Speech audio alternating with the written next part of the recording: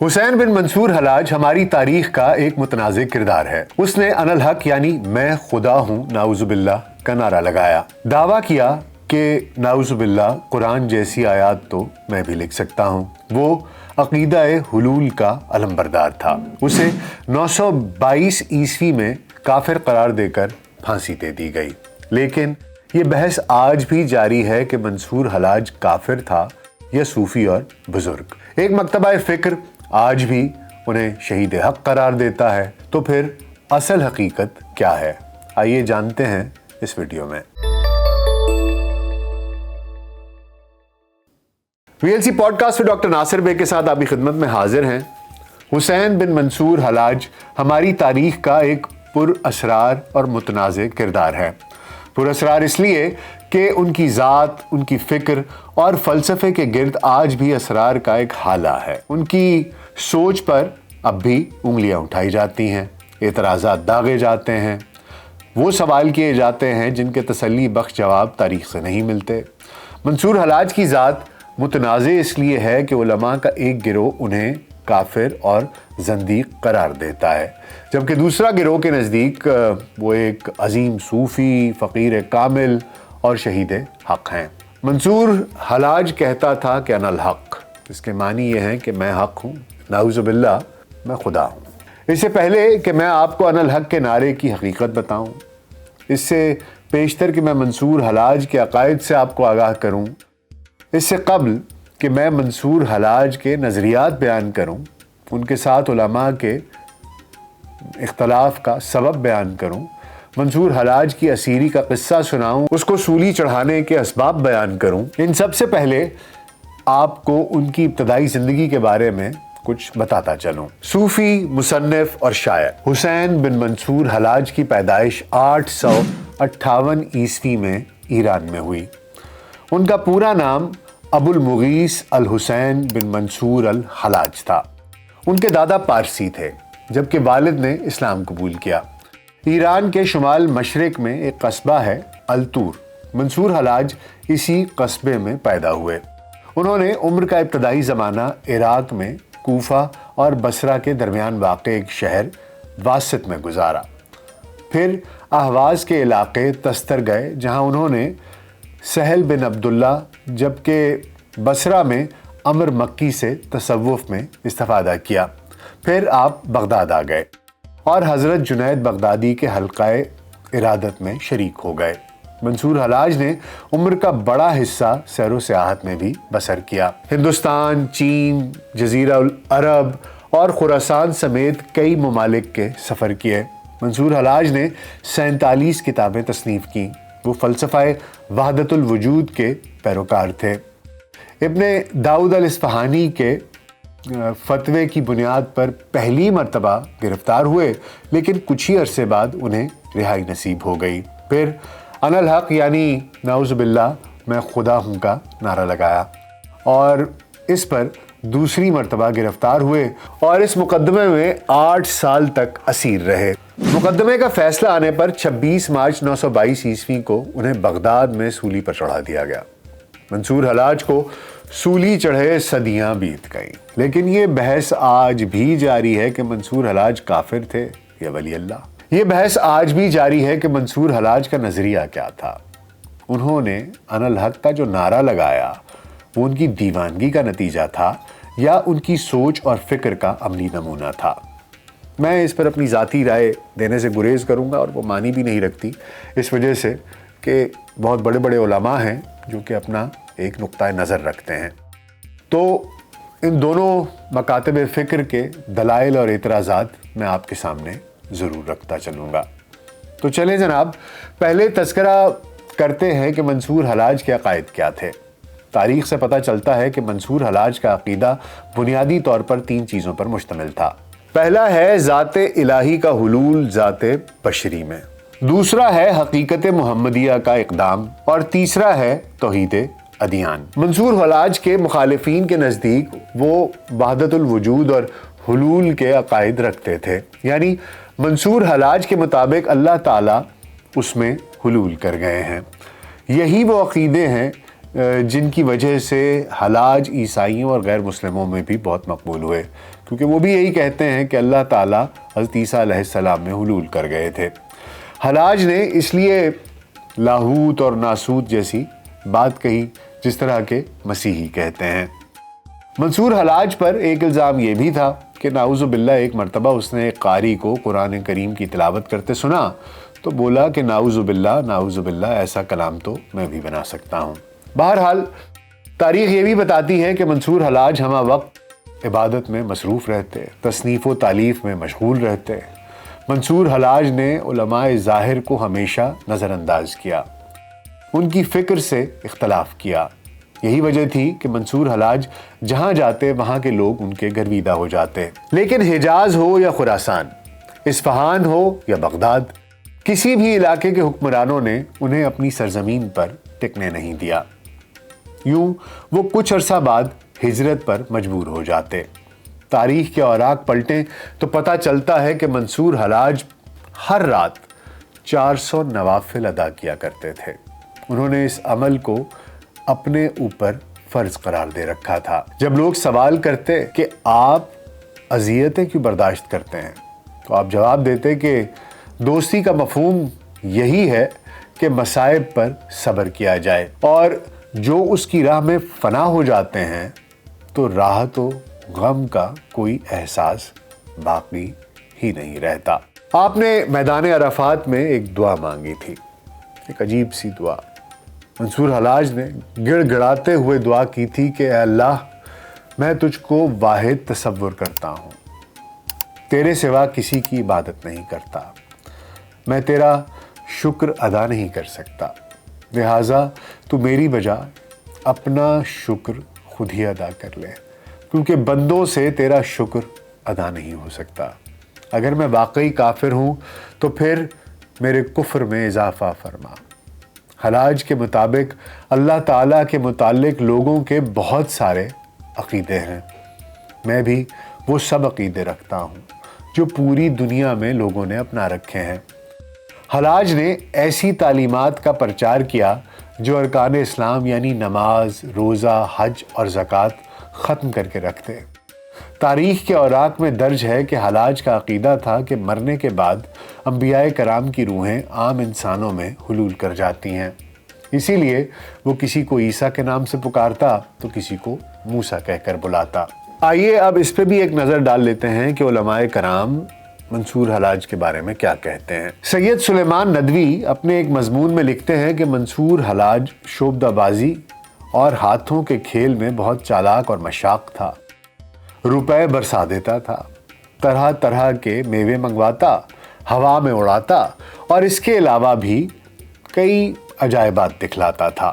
اپنے مضمون میں انہوں نے حلاج کے ایک ہمسفر کی داستان بھی سنائی جس نے منصور حلاج کے ساتھ ہندوستان کا سفر کیا۔ منصور حلاج کے ہمسفر کے مطابق منصور حلاج صرف اسی ایک وجہ سے ہندوستان آیا تھا کہ یہاں کی شعبدہ بازیاں سیکھ سکے۔ چنانچہ اس نے میرے سامنے ایک عورت سے رسی پر چڑھ کر غائب ہو جانے کا فن سیکھا، راہ میں گڑھے کھود کر کہیں پانی تو کہیں میوے اور کہیں کھانا پہلے سے چھپا دیتا، پھر اپنے ہمراہوں کو، ہم سفروں کو ساتھ لے کر اسی سمت میں سفر کرتا اور بوقت ضرورت کرامتوں کے تماشے دکھاتا۔ سید سلیمان ندوی نے ابن سعد قرطبی، بغداد کے مشہور سیاح ابن موقل، مورخ ابن ندیم، ابو علی بن مسکویہ مسعودی، علامہ ابن جوزی، ابن کثیر اور امام الحرمین کی تواریخ سے ثابت کیا ہے کہ منصور حلاج ایک شعبدہ باز اور گمراہ شخص تھا۔ وہ ابن ندیم کے حوالے سے لکھتے ہیں کہ حسین بن منصور حلاج نے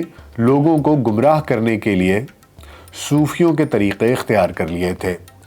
وہ صوفیوں کی طرح باتیں کرتا اور علم جاننے کا دعویٰ کرتا، حالانکہ وہ اس سے عاری تھا، البتہ علم کیمیا میں اسے کچھ مہارت ضرور تھی۔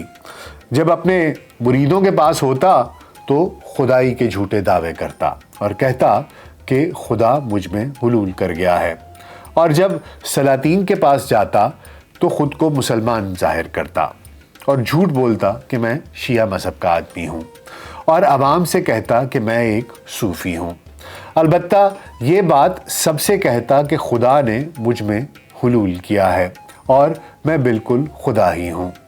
ابن تیمیہ لکھتے ہیں کہ جس نے بھی حلاج کے مقالات جیسا عقیدہ رکھا جن پر وہ قتل ہوا تو وہ شخص بالاتفاق کافر اور مرتد ہے، اس لیے کہ حلاج کو مسلمانوں نے حلول اور اتحاد وغیرہ کا عقیدہ رکھنے کی بنا پر قتل کیا تھا۔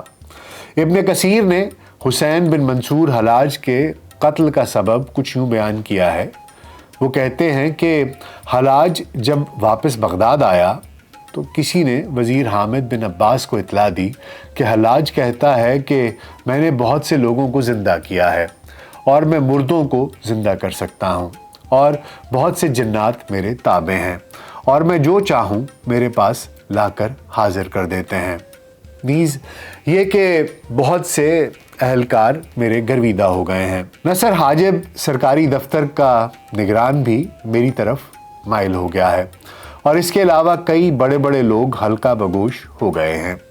یہ سن کر وزیر حامد بن عباس نے خلیفہ سے درخواست کی کہ حلاج کا معاملہ اس کے سپرد کر دیا جائے، لیکن نصر حاجب آڑے آ گئے۔ جب وزیر نے اصرار کیا تو خلیفہ مقتدر باللہ نے منصور اور اس کے چیلوں کا معاملہ حامد بن عباس کے سپرد کر دیا۔ حامد بن عباس نے علماء سے اس کے قتل کا فتویٰ طلب کیا تو علماء اور فقہاء نے یہ کہہ کر انکار کر دیا کہ ثبوت کافی نہیں ہے۔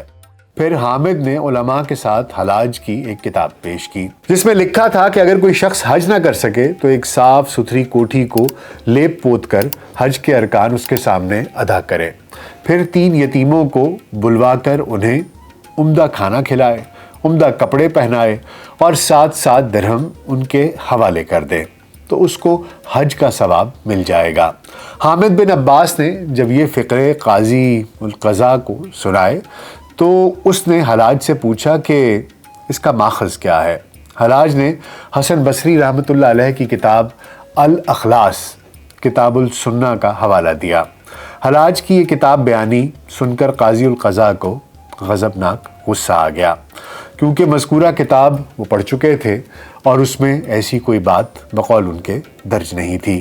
یہ ایک وجہ بتائی جاتی ہے اور اس کے بعد قاضی القضاء نے یہ حکم صادر فرمایا کہ اس کا خون حلال ہے۔ اس تحریر پر اور بھی کئی علماء نے دستخط کر دیے، چنانچہ 922 عیسوی کو منصور حلاج کو پھانسی دے دی گئی۔ ارتداد اور زندقہ کی سزا میں پہلے انہیں قتل کیا گیا، پھر جلایا گیا اور پھر اس کی راکھ کو دریا برد کر دیا گیا۔ منصور حلاج نے سولی چڑھنے سے پہلے اپنے عقیدت مندوں کو اپنے انجام سے آگاہ کر دیا تھا، انہیں بتا دیا تھا کہ پہلے اسے پھانسی ہوگی، پھر جلایا جائے گا اور پھر دریا برد کر دیا جائے گا۔ منصور حلاج کی موت پھانسی کے ذریعے ہوگی، اس بات کی پیش گوئی بغداد کے ایک صوفی بزرگ پہلے ہی کر چکے تھے۔ ایک بڑا دلچسپ قصہ ہے۔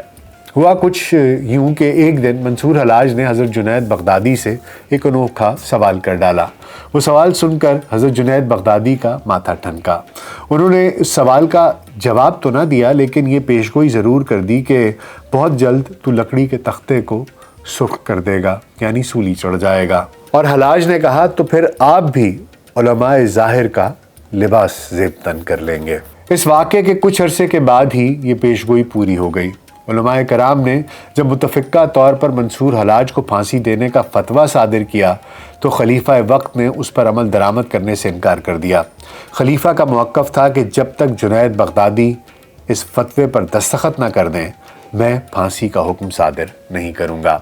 حضرت جنید بغدادی کے پاس جب معاملہ پہنچا تو انہوں نے فوراً علماء ظاہر کا لباس زیب تن کیا اور منصور حلاج کو پھانسی کے فتوے پر دستخط کر دیے۔ آئیے اب ایک نظر اس پہ بھی ڈال لیتے ہیں کہ منصور حلاج کے چاہنے والے، ان کے عقیدت مند، ان کے خیالات کیا ہیں۔ ان کے مطابق جو لوگ منصور حلاج کی بزرگی سے انکار کرتے ہیں وہ تصوف کے تصور سے سرے سے واقف ہی نہیں ہے۔ حضرت شیخ فرید الدین عطار رحمۃ اللہ علیہ فرماتے ہیں کہ توحید کا معمولی سا واقف بھی منصور حلاج کو عقیدہ حلول و اتحاد کا علمبردار نہیں کہہ سکتا۔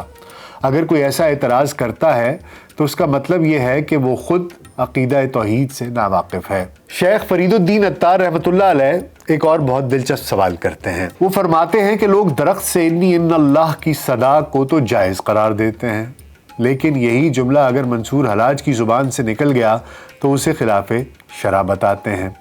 حضرت عبداللہ خفیف رحمۃ اللہ علیہ کے قول کے مطابق حسین بن منصور عالم ربانی ہوئے ہیں۔ حضرت شبلی فرماتے ہیں کہ مجھ میں اور منصور حلاج میں اتنا فرق ہے کہ لوگوں نے انہیں عالم سمجھ کر سولی پہ چڑھا دیا اور مجھے دیوانہ سمجھ کر چھوڑ دیا۔ فتاوی رشیدیہ میں مفتی رشید احمد گنگوہی فرماتے ہیں منصور معذور تھے، ان پر کفر کا فتویٰ دینا بیجا ہے، ان کے باب میں سکوت چاہیے۔